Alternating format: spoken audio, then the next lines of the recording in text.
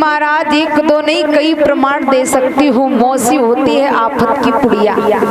चाहे कितनी भी अपनी माँ की बहन क्यों ना हो, लेकिन कभी ना कभी तो वो अपना रंग दिखाई देती है। इस तरीके से महाराज 5 वर्ष के बालक ध्रुव ने भगवान को प्राप्त किया, तो हम आप भी प्राप्त कर सकते हैं। लेकिन सबसे बड़ी बात होती है यहाँ पर माँ की भूमिका है, क्योंकि माँ ने बच्चे को जो बताया बचपन में बच्चे के दिमाग में वही बात टच हुई।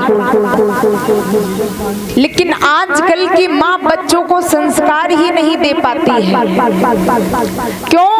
क्योंकि अब आप सभी को मैं दृष्टांत के माध्यम से बताना चाहूंगी कि महाराज एक बार ऐसा हुआ, जीजाबाई छोटी थी, अपनी चबूतरी पर बैठी थी। महाराज एक विदुषी आया और वो थूक कर जीजाबाई के मुंह पर चला गया। जीजाबाई ने देखा, वाह ये देश मेरा और विदेशी मेरे मुंह पर थूक कर चले जाएं, ऐसा नहीं हो सकता। वो महाराज उठी और अपने पिताजी के पास में पहुंची, लखू जी के पास में जवाब दिया, पिताजी एक बात बताओ कि ये देश किसका है? लखू जी ने कहा, बेटी ये देश तो मेरा है। जवाब दिया, ये देश मेरा है, लेकिन मेरे मुंह पर थूक कर कोई विदेशी चला जाए ये तो नहीं हो सकता। लखू जी ने कहा, बेटी यहाँ पर ये मुगलों का शासन है, अगर मैंने अपनी आवाज उठाई तो मैं मार दिया जाऊंगा, इसलिए इस बात को यही खत्म कर दो।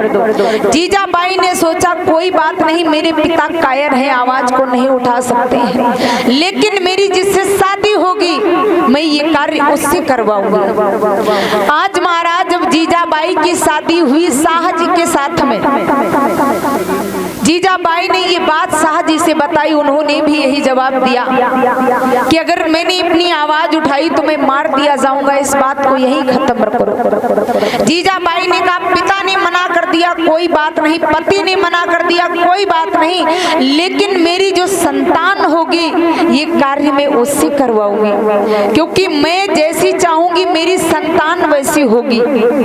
धीरे धीरे महाराज समय व्यतीत हुआ, जीजाबाई ने एक बालक को जन्म दिया।